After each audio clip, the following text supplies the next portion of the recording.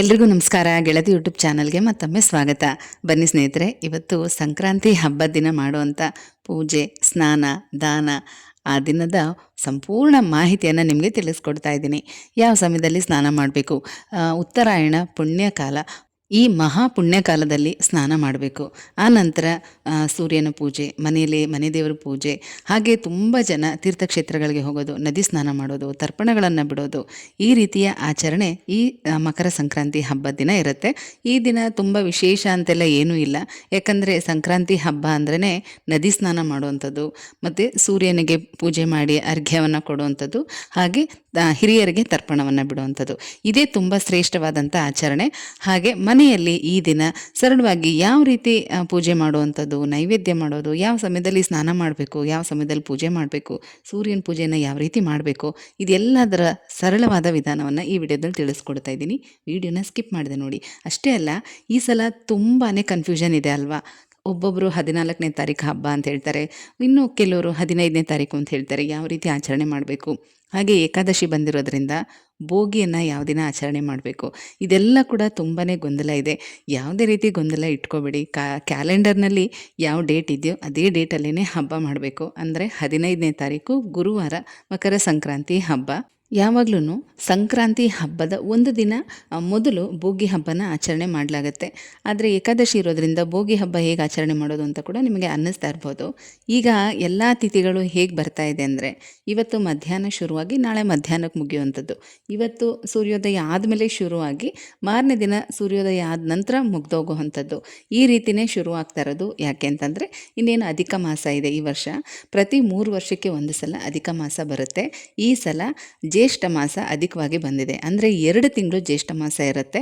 ಹಾಗಾಗಿನೇ ಈ ರೀತಿ ಸ್ವಲ್ಪ ತಿಥಿಗಳಲ್ಲಿ ವ್ಯತ್ಯಾಸ ಇರೋದು. 13ನೇ ತಾರೀಕು ಮಧ್ಯಾಹ್ನ 3 ಗಂಟೆ 15 ನಿಮಿಷಕ್ಕೆ ಏಕಾದಶಿ ತಿಥಿ ಪ್ರಾರಂಭ ಆಗುತ್ತೆ. 14ನೇ ತಾರೀಕು 5 ಗಂಟೆ 50 ನಿಮಿಷಕ್ಕೆ ಮುಕ್ತಾಯ ಆಗಿಬಿಡುತ್ತೆ. ಏಕಾದಶಿ ಇರೋದ್ರಿಂದ 14ನೇ ತಾರೀಕು ಯಾವುದೇ ಹಬ್ಬದ ಆಚರಣೆಗಳಿರೋದಿಲ್ಲ. ಏಕಾದಶಿ ಅಂದಮೇಲೆ ಆವತ್ತೊಂದು ದಿನ ಅನ್ನ ತಿನ್ನೋ ಹಾಗಿಲ್ಲ, ಈರುಳ್ಳಿ ಬೆಳ್ಳುಳ್ಳಿ ಹಾಕಿರುವಂಥ ಯಾವುದೇ ಪದಾರ್ಥಗಳನ್ನು ತಿನ್ನೋ ಹಾಗಿಲ್ಲ. ಉಪವಾಸ, ಪೂಜೆ ಇದಿಷ್ಟು ಮಾತ್ರನೇ ಇರುತ್ತೆ. ಹಾಗಾಗಿ 15ನೇ ತಾರೀಕು ಸಂಕ್ರಾಂತಿ ಹಬ್ಬನ ಆಚರಣೆ ಮಾಡಬಹುದು. ಅವತ್ತೊಂದು ದಿನ ಬೆಳಗ್ಗೆ 6 ಗಂಟೆ 44 ನಿಮಿಷಕ್ಕೆ, ಅಂದರೆ ಇದು ಕ್ಯಾಲೆಂಡರಲ್ಲಿ ಕೊಟ್ಟಿರೋದು. ನಾನು ನಿಮಗೆ ಇದನ್ನು ಕೂಡ ತೋರಿಸ್ತಾ ಇದ್ದೀನಿ ನೋಡಿ. ಕ್ಯಾಲೆಂಡರ್ನಲ್ಲಿ ಮತ್ತು ಪಂಚಾಂಗದಲ್ಲೂ ಕೂಡ ಕೊಟ್ಟಿದ್ದಾರೆ. 6:44ರಿಂದ 10 ಗಂಟೆ 11 ನಿಮಿಷದ ತನಕ ಮಹಾಪುಣ್ಯಕಾಲ ಇರುತ್ತೆ, ಉತ್ತರಾಯಣ ಮಹಾಪುಣ್ಯಕಾಲ. ಹಾಗಾಗಿ ಈ ಸಮಯದಲ್ಲಿ ನೀವು ಮನೇಲಿ ಸ್ನಾನ ಮಾಡ್ಬೋದು. ಮನೆಯವರೆಲ್ಲರೂ ಕೂಡ ಸ್ನಾನ ಮಾಡಿ ಪೂಜೆಗೆ ಸಿದ್ಧತೆಗಳನ್ನ ಮಾಡ್ಕೋಬಹುದು. ಆದಷ್ಟು ಹಿಂದಿನ ದಿನ ತಯಾರಿ ಮಾಡ್ಕೊಳ್ಳಿ. ನಾನೀಗಾಗಲೇ ಹಿಂದಿನ ವಿಡಿಯೋದಲ್ಲೂ ಕೂಡ ತಿಳಿಸಿದ್ದೀನಿ. ದೇವರ ಮನೆಯೆಲ್ಲ ಯಾವ ರೀತಿ ಕ್ಲೀನ್ ಮಾಡ್ಕೋಬೇಕು, ಯಾವ ರೀತಿ ಪೂಜೆಗೆ ಸಿದ್ಧತೆ ಮಾಡ್ಕೋಬೇಕು, ಇದನ್ನೆಲ್ಲ ಹಿಂದಿನ ವಿಡಿಯೋದಲ್ಲಿ ತಿಳಿಸ್ಕೊಟ್ಟಿದ್ದೀನಿ. ಹಾಗಾಗಿ ಯಥಾಶಕ್ತಿ ಎಲ್ಲ ಸಿದ್ಧತೆನೂ ಮಾಡ್ಕೊಳ್ಳಿ. ಆದರೆ ಹಬ್ಬದ ದಿನ ಸ್ನಾನನೇ ತುಂಬ ಮುಖ್ಯ ಆಗಿರೋದ್ರಿಂದ ಈ ಸಮಯದಲ್ಲಿ ಸ್ನಾನ ಮಾಡಿ. ಬೆಳಗ್ಗೆ ಬೇಗ ಎದ್ದು ಬ್ರಾಹ್ಮಿ ಮುಹೂರ್ತದಲ್ಲೇ ಸ್ನಾನ ಮಾಡಬೇಕು, ಪೂಜೆ ಮಾಡಬೇಕು ಅಂತ ಏನೂ ಇಲ್ಲ. ಸೂರ್ಯೋದಯ ಆದಮೇಲೆ ಸ್ನಾನ ಮಾಡಿ ಆ ನಂತರ ನೀವು ಪೂಜೆ ಸಿದ್ಧತೆ ಎಲ್ಲ ಮಾಡ್ಕೊಳ್ಳಿ. ಮತ್ತು ಇನ್ನೊಂದು ಹೇಳ್ತೀನಿ, ಈ ಹಬ್ಬ ಹರಿದಿನಗಳೆಲ್ಲ ಬರೋದು ಒಳ್ಳೆ ತಿಥಿ, ನಕ್ಷತ್ರ, ಯೋಗ, ಕರಣ ಇದನ್ನೆಲ್ಲ ನೋಡಿನೇ ಎಲ್ಲ ಹಬ್ಬಗಳು ಕೂಡ ಬರೋದು. ಅದೇ ರೀತಿಯಲ್ಲೇ ಈ ವರ್ಷದ ಮಕರ ಸಂಕ್ರಾಂತಿ ಹಬ್ಬ ಕೂಡ ಅಷ್ಟೇ. ಜ್ಯೇಷ್ಠ ನಕ್ಷತ್ರ, ವೃದ್ಧಿ ಯೋಗ ತುಂಬಾ ಒಳ್ಳೆಯದು. ಎಲ್ಲರಿಗೂ ಕೂಡ ಎಲ್ಲ ಕೆಲಸದಲ್ಲೂ ವೃದ್ಧಿ ಆಗುತ್ತೆ. ಜ್ಯೇಷ್ಠ ನಕ್ಷತ್ರ ಅಂದ ತಕ್ಷಣ ಹೆದರ್ಕೊಳ್ಳೋದು ಬೇಡ. ಯಾಕಂದರೆ ಇದು ಶನಿ ಪರಮಾತ್ಮನ ನಕ್ಷತ್ರ ಅಂತೆಲ್ಲ ಹೇಳ್ತಾರೆ. ನಿಜಕ್ಕೂ ಹೇಳಬೇಕು ಅಂದರೆ ಗಂಡು ಮಕ್ಕಳಿಗೆ ಒಳ್ಳೆ ರೀತಿಯಲ್ಲಿ ಏಳಿಗೆನೇ ಆಗುತ್ತೆ. ಅದರಲ್ಲೂ ಗುರುವಾರ, ಗುರುಗಳ ಆಶೀರ್ವಾದದ ಜೊತೆಗೆ ಶನೇಶ್ವರ ಸ್ವಾಮಿಯ ಆಶೀರ್ವಾದದ ಜೊತೆಗೆ ಈ ವರ್ಷ ಎಲ್ರಿಗೂ ಕೂಡ ಶುಭವಾಗುತ್ತೆ. ಯಾವುದೇ ರೀತಿ ಗೊಂದಲಗಳನ್ನು ಮನಸ್ಸಲ್ಲಿ ಇಟ್ಕೋಬೇಡಿ. ವರ್ಷಕ್ಕೆ ಒಂದು ಸಲ ಬರುವಂಥ ಹಬ್ಬ, ಸಂಭ್ರಮದಿಂದ ಹಬ್ಬ ಆಚರಣೆ ಮಾಡಿ. ಹಳ್ಳಿ ಕಡೆ ಇದನ್ನು ಸುಗ್ಗಿ ಹಬ್ಬ ಅಂತ ಕೂಡ ಕರೀತಾರೆ. ಹೊಸದಾಗಿ ಬಂದಿರುವಂಥ ಅಕ್ಕಿ ಬೆಳೆಗಳು ಎಲ್ಲನೂ ಕೂಡ ರಾಶಿ ಹಾಕಿ ಪೂಜೆ ಮಾಡಿ, ಹೊಸ ಅಕ್ಕಿಯಿಂದ ಪೊಂಗಲ್ ಮಾಡಿ ದೇವರಿಗೆ ನೈವೇದ್ಯ ಮಾಡಿ ಪೂಜೆ ಮಾಡುವಂಥ ಸಂಭ್ರಮದ ಆಚರಣೆ. ಹಾಗೆಯೇ ಎಲ್ಲ ಮನೆಗಳಲ್ಲೂ ಕೂಡ ಅಷ್ಟೇ ಸ್ನಾನ ಮಾಡಿ ಹೊಸ ಬಟ್ಟೆಗಳನ್ನ ಹಾಕ್ಕೊಂಡು ಯಥಾಶಕ್ತಿ ಪೂಜೆಗೆ ಸಿದ್ಧತೆಗಳನ್ನ ಮಾಡ್ಕೊಳ್ಳಿ. ಇನ್ನು ಪೂಜೆ ಕೂಡ ಅಷ್ಟೇ, ತುಂಬ ವಿಶೇಷ ಅಂತೆಲ್ಲ ಏನೂ ಇಲ್ಲ. ಈ ದಿನ ವಿಶೇಷವಾಗಿ ನಾವು ಸೂರ್ಯನಿಗೆ ಪೂಜೆ ಮಾಡಬೇಕು. ಹಾಗಾಗಿ ಈಗೇನು ನೀವು ಮನೆಯಲ್ಲಿ ಪೊಂಗಲ್ ಮಾಡಿರ್ತೀರಾ, ಮತ್ತು ಕಡಲೆಕಾಯಿ, ಗೆಣಸು, ಕಬ್ಬು ಇದನ್ನೆಲ್ಲ ನೀವು ತಂದಿಟ್ಟಿರ್ತೀರ, ಕಡಲೆಕಾಯಿ ಬೇಯಿಸಿಟ್ಟಿರ್ತೀರ, ಇದನ್ನೆಲ್ಲ ಕೂಡ ದೇವರಿಗೆ ನೈವೇದ್ಯ ಮಾಡಬೇಕು. ಹಾಗೆ ಎಳ್ಳು, ಬೆಲ್ಲ ಇದನ್ನು ಕೂಡ ಅಷ್ಟೇ ಕೆಲವರು ಅಂಗಡಿಯಿಂದ ತರಿಸ್ಕೊಳ್ತೀರಾ, ಕೆಲವರು ಮನೆಯಲ್ಲೇ ರೆಡಿ ಮಾಡ್ಕೊಳ್ತೀರಾ. ಇದನ್ನು ಅಷ್ಟೇ ದೇವರಿಗೆ ನೈವೇದ್ಯಕ್ಕೆ ಇಡಬೇಕು. ನೀವು ಏನೆಲ್ಲ ದೇವರಿಗೆ ನೈವೇದ್ಯ ಇಡ್ತೀರೋ ಅದಷ್ಟನ್ನು ಕೂಡ ಸೂರ್ಯ ಭಗವಾನ್ಗೂ ಕೂಡ ನೈವೇದ್ಯ ಇಡಬೇಕು. ಇದನ್ನೆಲ್ಲ ಕೂಡ ನೈವೇದ್ಯವಾಗಿ ಜೋಡಿಸಿ ಎಲೆ, ಅಡಿಕೆ, ಬಾಳೆಹಣ್ಣು ಮತ್ತು ತೆಂಗಿನಕಾಯಿ ಇದನ್ನೆಲ್ಲ ಕೂಡ ಜೋಡಿಸಿ ಇಟ್ಕೊಂಡು ನಿಮ್ಮ ಪೂಜೆನ ಪ್ರಾರಂಭ ಮಾಡ್ಕೊಳ್ಳಿ.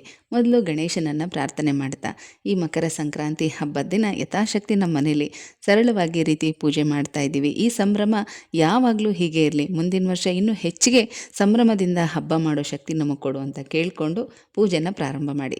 ಹಬ್ಬ ಅಂದಮೇಲೆ ಮನೇಲಿ ತುಪ್ಪದ ದೀಪ ಹಚ್ಚಲೇಬೇಕು ಅಲ್ವಾ? ಇದು ತುಂಬಾ ವಿಶೇಷ. ತುಳಸಿ ಗಿಡದ ಹತ್ರ ಮತ್ತು ಮನೆ ಒಳಗಡೆ ತುಪ್ಪದ ದೀಪಗಳನ್ನು ಹಚ್ಚಿ ಪೂಜೆನ ಪ್ರಾರಂಭ ಮಾಡಿ. ಗಣೇಶನ ಮಂತ್ರ ಗುರುವಾರ ಆಗಿರೋದ್ರಿಂದ ನಿಮ್ಮ ಆರಾಧ್ಯ ಗುರುಗಳ ಮಂತ್ರ ಸ್ತೋತ್ರಗಳನ್ನೆಲ್ಲ ಹೇಳ್ಕೊಳ್ಳಿ. ಅದ್ರ ಜೊತೆಗೆ ಸೂರ್ಯನ ಅಷ್ಟೋತ್ತರ ಅಥವಾ ಸೂರ್ಯನ ಗಾಯತ್ರಿ ಮಂತ್ರ ಇದನ್ನು ಕೂಡ ಹೇಳ್ಕೋಬೇಕು. ನೀವು ಹೊರಗಡೆ ಬಂದು ಸೂರ್ಯನ ನೋಡ್ತಾನೆ ಹೇಳಬೇಕು ಅಂತೇನಿಲ್ಲ, ನೀವು ಮನೇಲೂ ಕೂಡ ಹೇಳಿದ್ರೂ ನಡೆಯುತ್ತೆ. ವಿಷ್ಣು ಅಥವಾ ವಿಷ್ಣುವಿನ ಫೋಟೋ, ವಿಷ್ಣುವಿನ ವಿಗ್ರಹ ಏನಾದರೂ ನೀವು ಇಟ್ಕೊಂಡಿದ್ರೆ ಅಲ್ಲಿಗೆ ತುಳಸಿಯನ್ನು ಇಟ್ಟು ಸೂರ್ಯನ ಮಂತ್ರ ಸ್ತೋತ್ರಗಳನ್ನೆಲ್ಲ ಹೇಳ್ಕೋಬೋದು.